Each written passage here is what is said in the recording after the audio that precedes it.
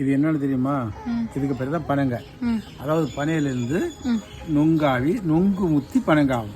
இந்த பனங்க இது வந்து இப்போ சீவி சாப்பிட்டா நல்லா இருக்கு. பனங்கிழங்கு அடுத்த வருடம் உற்பத்தியே பனை ஆகிடும். இந்த பனங்கிழங்கு விரதத்தில் இப்போ சாப்பிட்டாச்சுன்னா இப்போ உள்ள பிள்ளைங்களுக்கு பற்றி தெரியாது. அந்த காலத்தில் இது ஒரு முக்கியமான உணவு, நல்ல விட்டமின்ஸ் உள்ள சாதனங்கள், புரியுதா? இப்போ உள்ளது இதை வந்து சீவி நல்ல சாதனமாட்ட அவிச்சு அலி சுட்டோ எல்லாம் சின்ன நல்ல அடிப்பொலி சாதனம். ஆனால் இப்போ பனையிலிருந்து யாரும் கீழே விழுந்து கிடக்கும். சில கௌரவ குறைச்சினால எடுக்க மாட்டேனும், சிலையை கொண்டு போகணும். சில இடங்களில் இதுக்கு ஒரு நல்ல விலை உள்ள சாதனம். இது அவிக்க வேண்டிய முறைகள் ஒவ்வொருத்தருக்கும் ஒவ்வொரு தெரிஞ்ச மதத்தில் அங்கே அவிச்சு கொண்டாடி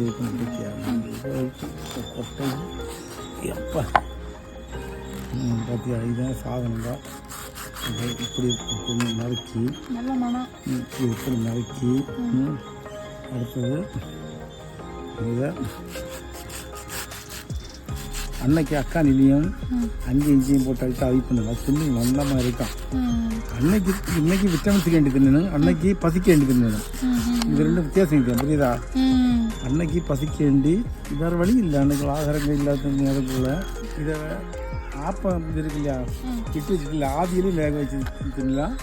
மற்ற மாதிரியும் வெள்ளம் ஊற்றி தின்னலாம். அன்னைக்கு இந்த கருப்பட்டி பனையிட்டு அவிச்சு தின்னாச்சுன்னா முதல் மனத்து அது ஒரு சேலை இருக்கும். இனி இந்த கிழங்கை இந்த பனங்கை எடுத்துட்டு அந்த கொட்டையை நட்டாலும் பனங்கிழங்கு கிடைக்கும். பனங்கிழங்கு அதுவும் ஒரு நல்ல சூப்பர் தான். பனையில எல்லா பொருளுமே நல்ல ஐட்டம். கிராமத்துவாசிகள் தான் இதை விரும்பி தின்னணும். தமிழோடி பண்ண திட்டம் விலை கொடுத்து வாங்கி எனக்கு இதை நடத்துவாங்க.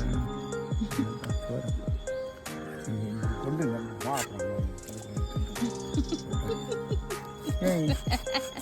இதெல்லாம் ரெக்கார்ட் ஆகிட்டு இருக்கேன். எல்லாம் நீ ரெக்கார்ட் ஆகும் பொழிச்சுக்கலாம். பட்டி அங்கே வச்சு